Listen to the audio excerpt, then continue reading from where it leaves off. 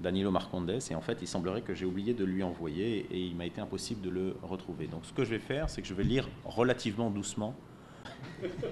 Oui, je me connais, il vaut mieux préciser avant, pour être sûr que vous puissiez suivre. Avant de commencer, j'aimerais bien sûr remercier une fois encore Renato Lessa et Danilo Marcondes de m'avoir invité aujourd'hui, et vous dire que c'est vraiment un immense plaisir que d'être de nouveau parmi vous, ici à Rio et à Louis Berge. Ce que j'aimerais présenter aujourd'hui, au fond, ça va être la manière dont Voltaire s'est positionné dans le débat autour de la tolérance, et en particulier la tolérance religieuse et la tolérance politique. Je ferai donc deux parties, et je vais essayer de montrer que la position de Voltaire, même si au départ elle apparaît peu originale, si on l'interroge à partir de ce qui se disait sur la tolérance au XVIIe et XVIIIe siècle, donc chez des gens comme Bayle, Spinoza ou Locke, au final, une position assez originale, même si ce n'est pas nécessairement au niveau théorique. On sait très bien que les combats de Voltaire étaient d'abord des combats réels, concrets. Il voulait réhabiliter telle ou telle figure, comme par exemple les Calas, le père Calas en tout cas. Donc j'aimerais vous montrer que même s'il s'est souvent placé sur le terrain pratique, néanmoins au niveau théorique, par rapport à un certain nombre d'auteurs comme Bayle, Spinoza ou Locke, Voltaire a quelque chose d'important à nous dire. On pourra bien sûr discuter par la suite, il y a des aspects, notamment sur la question politique, qui apparaissent quelque peu contestables, peut-être exagérés, mais ça fera part de la discussion qui suivra. Donc ce que j'aimerais, c'est vraiment replacer Voltaire à l'intérieur d'une histoire, l'histoire de la tolérance à l'âge classique. Que Voltaire ait milité en faveur de la tolérance, cela semble un truisme, tant on connaît la thématique de sa lutte contre le fanatisme religieux et la réhabilitation des condamnés auxquels cette même lutte a donné lieu. Mais force est de reconnaître que dans son combat contre le fanatisme, Voltaire semble plus intéressé par les effets produits au niveau pratique de ce combat, et notamment par les succès obtenus en faveur des justiciables, trop souvent posthumes malheureusement, que par le souci de convaincre, au niveau théorique, ses adversaires. La preuve en est que le traité sur la tolérance de Voltaire ne comprend qu'une part argumentative très réduite, l'essentiel étant de montrer par des exemples les ravages du fanatisme, et en particulier du fanatisme religieux, au cours de l'histoire. Pour autant, Voltaire n'est pas étranger à une véritable réflexion théorique sur le concept de tolérance, mais celle-ci lui semble inefficace ou inadaptée pour emporter la conviction de ses contemporains, qui préfèrent que la dénonciation des injustices lui soit présentée en termes de faits plus qu'en termes de droit.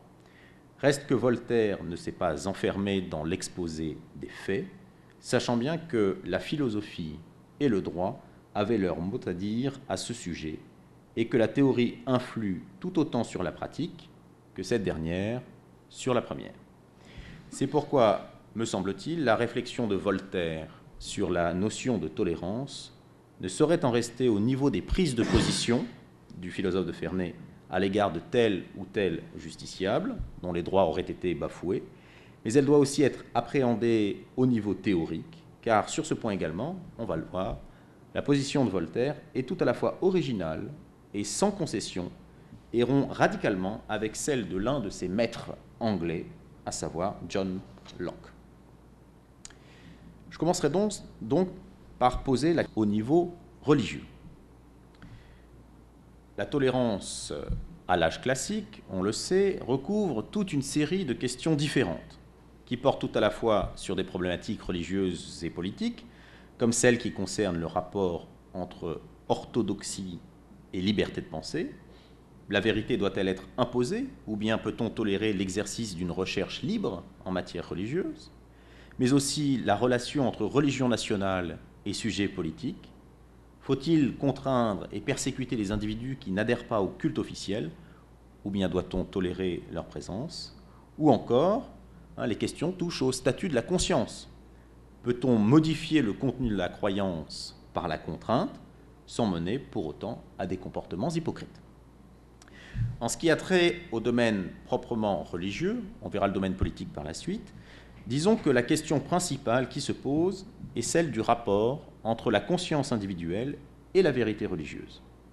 Au paradigme défendu par les partisans de l'intolérance, qui posent en devoir absolu la défense de la vérité et qui ne s'embarrassent guère de l'usage de la contrainte, qui leur apparaît comme totalement légitime, les penseurs de la tolérance invoquent en chœur le droit de la conscience individuelle à chercher sincèrement la vérité et à ne pas se contenter des dogmes officiels et légitiment par là même la thèse de la conscience errante. Déjà évoquée par Abélard dans le Scito te ipsum, connais-toi toi-même, cette thèse de la conscience errante a été défendue de 3 manières différentes par les penseurs de la tolérance à l'âge classique.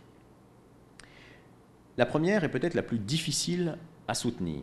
C'est la position de ceux qui pensent que même si la conscience peut errer, il n'en existe pas moins une vérité religieuse qui est reconnaissable, bien que sans être pour autant prouvée ou démontrée, ou du moins qui serait reconnaissable si tous les croyants étaient de bonne foi. Dans cette perspective, au lieu d'opposer sincérité subjective et vérité objective, il faut admettre des degrés entre l'hérésie religieuse et la vérité dogmatique et reconnaître un statut particulier au vrai.